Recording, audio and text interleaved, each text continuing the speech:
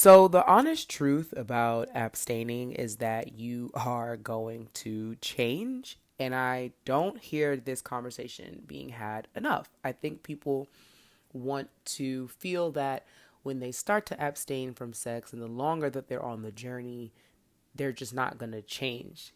Or the only change will be, oh, I'm just not having sex anymore. But outside of that, I'm pretty much going to be the same person. No, you're absolutely not going to be the same person from when you start this journey to whenever you decide to no longer abstain from sex. You are going to change. Actually, the moment you decide to abstain from sex and begin to practice that, you have already changed.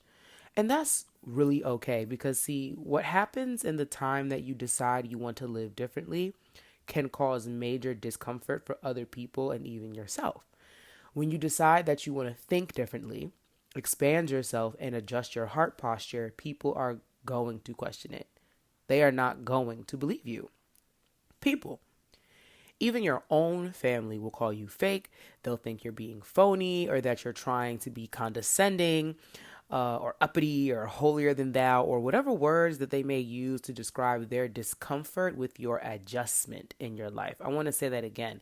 People are going to use words to describe their discomfort with your adjustment in your life. But understand that those words, they don't mean a thing because it's okay.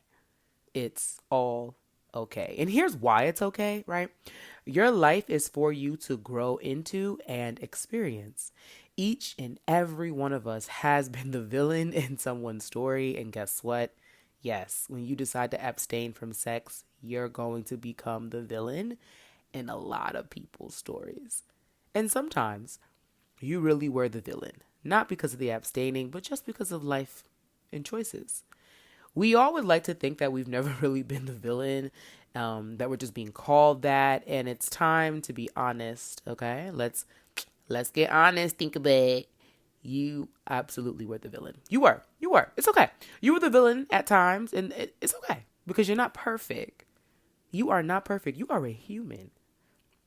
So here's what happens when you decide to grow and expand.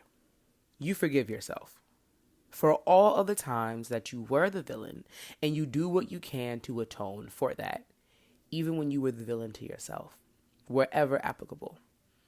And be okay with the reality that some people won't accept it, that you're not doing it for them, you're doing it for you. And you don't need to really go on a My Name is Earl apology tour. If you haven't watched My Name is Earl, please watch that show. But you don't have to go on an apology tour, right? Just start with yourself. Just start with yourself. Find a time and a space to sit with yourself and really forgive yourself. Apologize to yourself for allowing your most divine self to operate in a negative way or a low way. And here's the thing. This shift and change within yourself is gradual, but to other people, it seems like it happened overnight. I know when I first started to abstain, it really did seem like an overnight decision to people, especially the men that I was dating, because I don't know if I ever shared this, but when I started to abstain, I was in a relationship, and it was a choice that I made for myself. And I told him, hey, this is what I want to be doing right now. If that's not going to work for you in this relationship, I totally understand that. But this is something that I need to do for myself. And this is the choice that I'm making. We did have a conversation because I did respect my partner at the time's opinion. And I valued what he had to say and what he thought and how he felt about it. But at the end of the day, I made it very clear to myself first and to him that regardless, this is the choice that I'm making. So if we can't work in this, then let's not do this. And we actually stayed together for quite a while. So, but anyway, it does seem overnight. It really does seem like it happened overnight because most people don't notice all the small changes you made here and there. They're not with you when you're doing your shadow work and your inner child healing or going to therapy or journaling. They're not with you when you're alone crying and just releasing what was to make room for what is and what will be. People will try to speak things unto you that just aren't true. So you can't have fear when people try and threaten you with their words. You can't have fear when people try and threaten you with karma. Because the thing about karma is, it is not for any of us to see as a threat or a tactic. And let me just, I'm so excited to get into this conversation. I really am, because people do this a lot. People really, really, really, really do this a lot. I mean, people really use the word karma as if it's a weapon. And I've been really sitting with this for a while, because there have been events happening in the world that have had people buzzing about karma and saying that people deserve this or that. And I used to think that way. I used to be that kind of person when it came to karma. Like, it's just this thing that gets people back, or gets back at people for you. And then I realized that even giving that energy to the word karma, like just giving karma that kind of power in that way, is like calling negative karma and energy into my own life. Because why would I even want that for somebody? You see what I'm saying? Like, what? Like, why am I even in that mindset? That's, boom, adjust your heart posture. So just saying people karma all the time, especially when you feel like they've wronged you, it's not giving what you think it's supposed to give. Like, it's not doing what you think it is.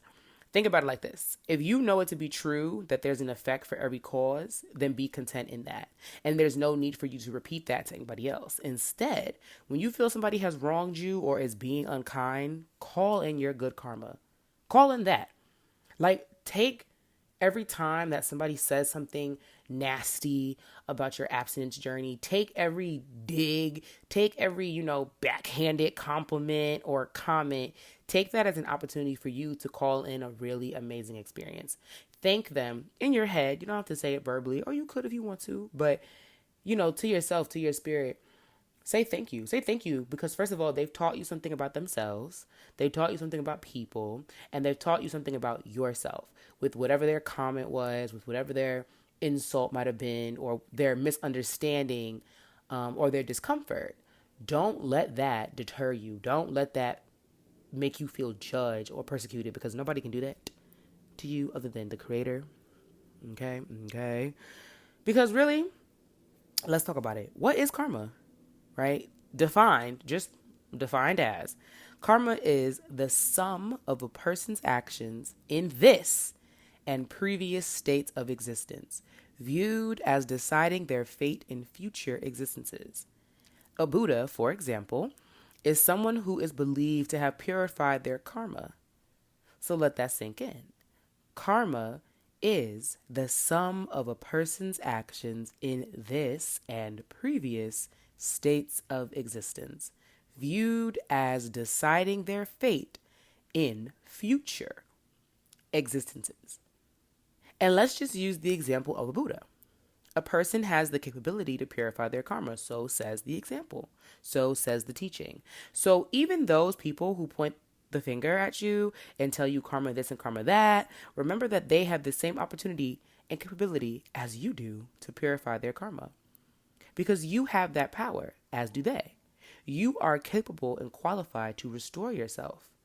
You are. And that's what my abstinence journey has been for me and continues to be. This is me taking the opportunity, stepping into my power, and understanding that I am capable and qualified to restore myself as I see fit. Each and every day you can restore yourself, and that's a wonderful thing. It's a wonderful thing that we have the opportunity each day to restore ourselves, be renewed, and can expand. So when someone is trying to remind you of your karma, or how bougie or uppity you're acting, or how holier than thou you're behaving, you need to remind yourself that it's not true.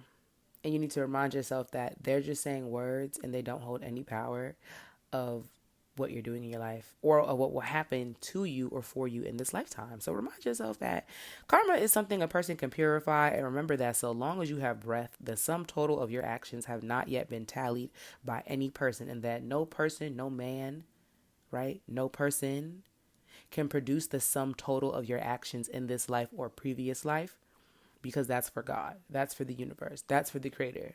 You understand me? That's not for any person to do. So I've been the villain in someone's story. I've been the bad guy, and I've been the person in the wrong. I've also been the villain in someone's story where the only reason I was the villain was because I decided to stop accepting their unkind behavior or their abuse, and I decided that that was no longer for me. I've also been the villain in someone else's story because I enforced a boundary. And abstinence has taught me that a lot of times, especially when you just start dating on this journey, I'm really thankful that I've had pretty much really great experiences, but I have had my fair share of experiences where I've really been villainized and where my abstinence has been weaponized or people have tried to use it against me.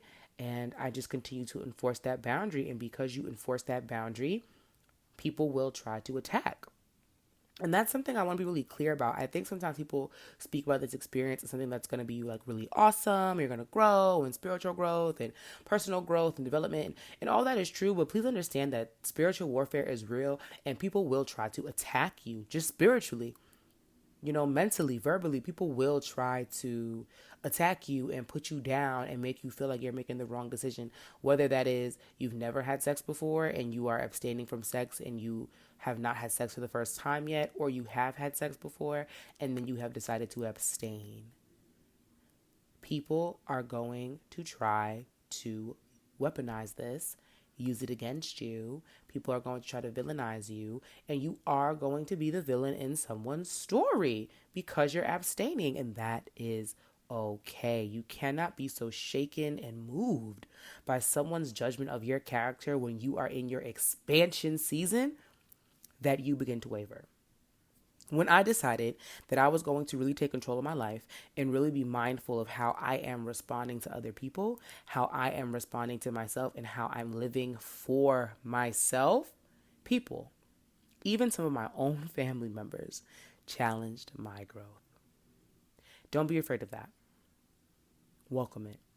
Because when you are challenged, where it is not easy for you to actually practice what you now preach, you really get to see if you are who you believe yourself to be and are learning to be in this season. Embrace when people call you phony or fake in this season. I'm talking about really seriously embrace when they call you condescending, when they call you uppity, when they call you holier than thou, when they say things like, we'll see how long this lasts, or wait until he texts, or whatever things they have to say. Embrace all the things that reveal how uncomfortable people are with your shift, because it is a direct and immediate revelation that yes, you are changing, and that's okay. Adjusting your heart posture, your character, your internal framework isn't something that's supposed to be easy.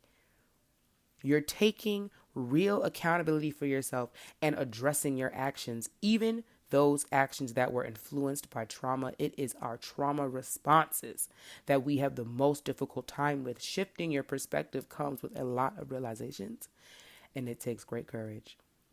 So I'm proud of you. I really am.